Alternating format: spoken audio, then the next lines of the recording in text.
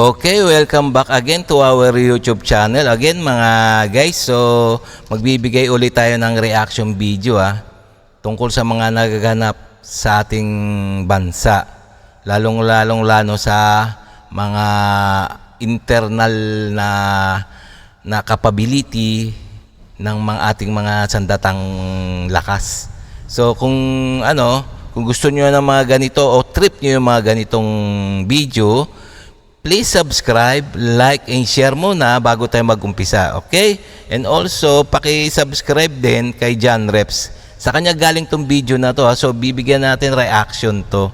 Hindi tayo nagbabalita, kundi bibigyan natin ng reaction video comments. So, pwede rin kayo mag-comments below kung ano mga nasa loobin nyo para makita rin ng mga taong bayan, okay? So ito may pamagat na anti-submarine helicopter ng Philippine Navy. Nilagyan ng bagong armas. Kauna-unahan to So ano kayang bagong armas yun?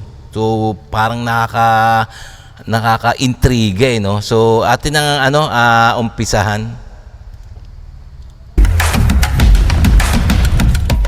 Ito si Ceci, ang safe, efficient at sustainable solar-assisted plug-in electric boat na kauna-unahan sa Pilipinas. Walang ingay, solar-powered at hindi gumagamit ng gasolina. Ito ay gawang Pinoy na proyekto ng DOST, DOE at Marina. Kaya nitong tumakbo ng 2 oras sa 6 na oras na charging ng solar at mas tatagal pa kung sa mga kuryente ng Meralco i-charge. Kayang magsakay ng hanggang sa 12 katao dahil sa prototype pa lamang ito at ito ay may bilis na 15 knots o 30 kilometers per hour. 3 taong din binuo ng DOST. Wow meron tayong naimbento. May naimbento ang DOST na bangka. Ito ay solar Solar, hindi siya gumagamit ng gasolina o kung ano mga fuel. So ito ay solar electric power. So china-charge ba parang cellphone. To maganda to, parang magandang gamitin to So okay medyo umaangat-angat na yung isip ng ating mga nasa pwesto. So maganda to solar power nakakatipid talaga. Sige, diretso pa natin. DOE at Marina ang electric boat na ito. Number 1, safe.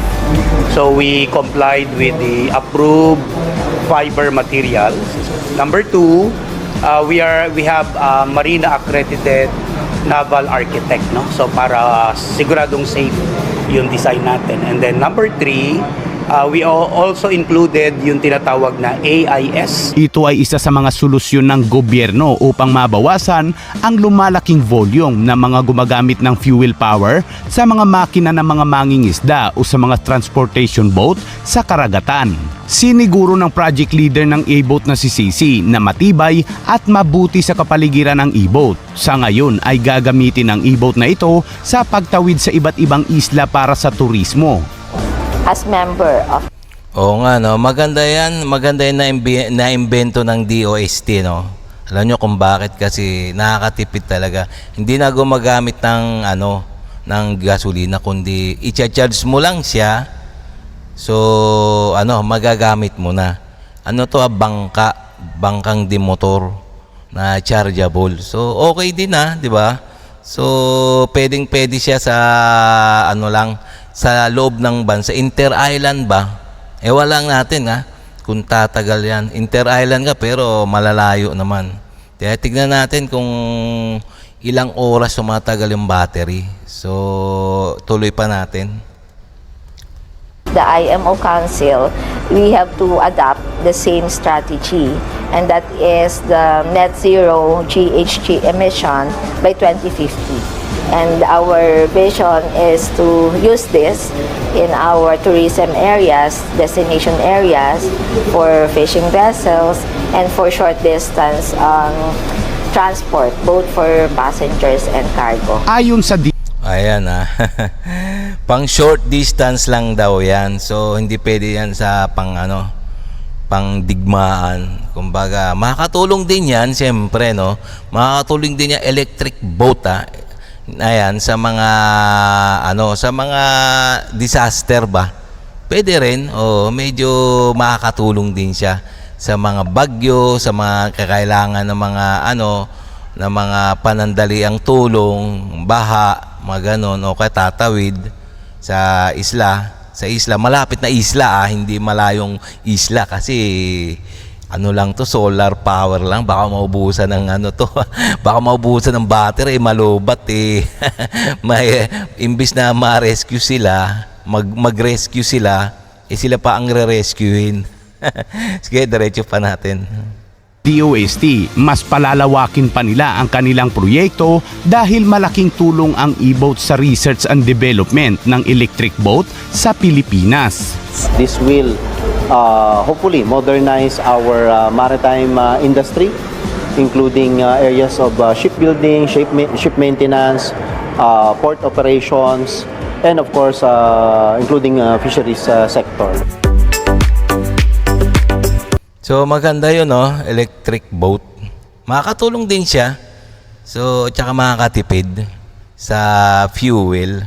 So, sana nga dumami pa yung ganitong mga electric boat natin para sa ating sa ating kumbaga dagdag asset to o dagdag sa kapabilidad sa lakas ng mga bagay ito sa mga electric boat sa mga nagre-rescue, lalong-lalo na sa mga sa mga baha o kaya sa mga inter-island lang, inter-island na maigsi ang ruta. Sige, diretso pa natin.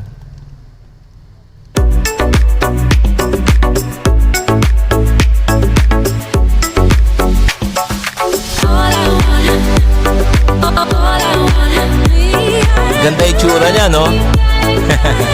Ganda itsura niya. May dalawang makina.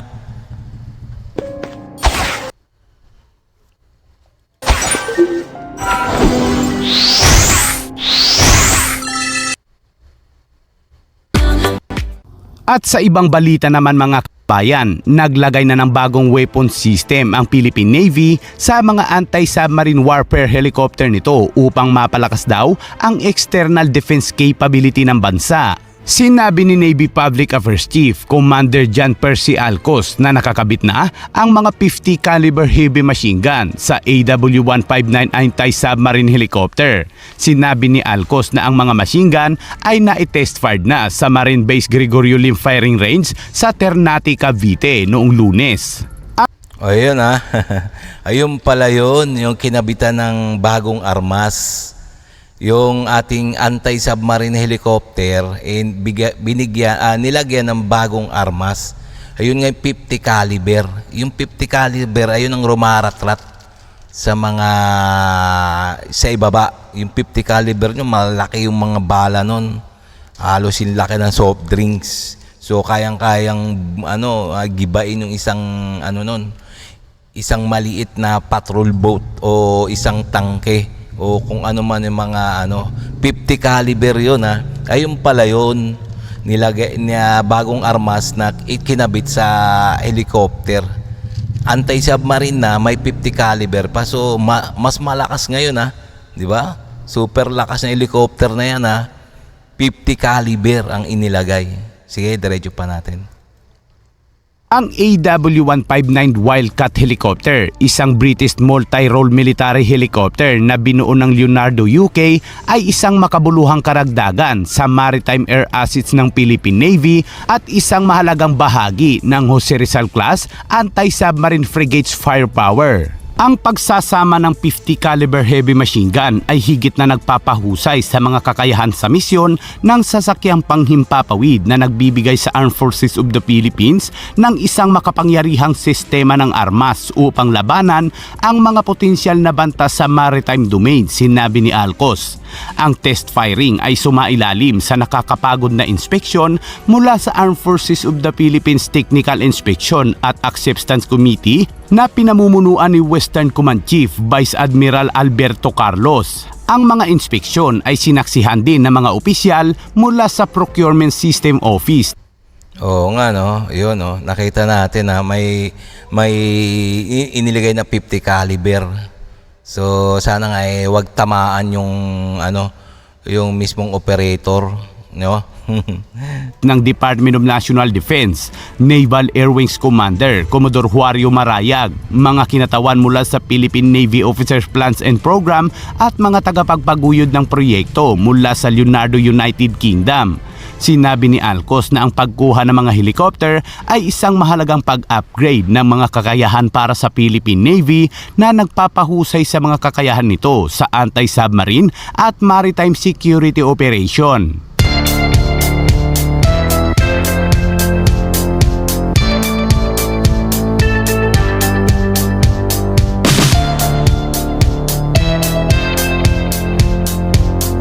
Maganda no, maganda yung naisip nila no, lagyan ng panibagong kargada yung helicopter natin.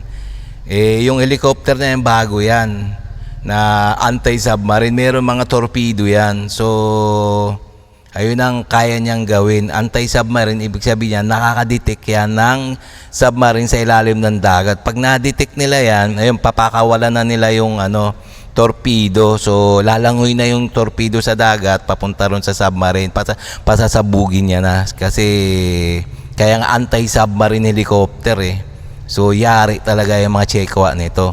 So tapos nilagyan pa ng panibagong armas na 50 caliber naman. Ayun yung pangratrat sa mga boat naman. Sa mga depensa rin yun yung 50 caliber na yun pangratrat din sa mga kalaban yon, sa mga patrol, sa mga barko din, sari-sari kahit saan yon. So magandang to no, asset to yung helicopter, maraming talagang panlaban. So wag lang tatamaan ng missile ng kalaban, ayun lang. Siguro naman meron naman siguro mga to no, mga radar na nakaka-detect ng mga threat sa kanya, na parating na threat itong helicopter na to. Sana nga merong ganon. So sana nga bumili ng maraming ganito ang ating armed forces no, para mas marami tayong mga panlaban sa external. So lalong lalo na kalaban natin itong mga nananakop sa atin, lalo na itong mga Chekwa.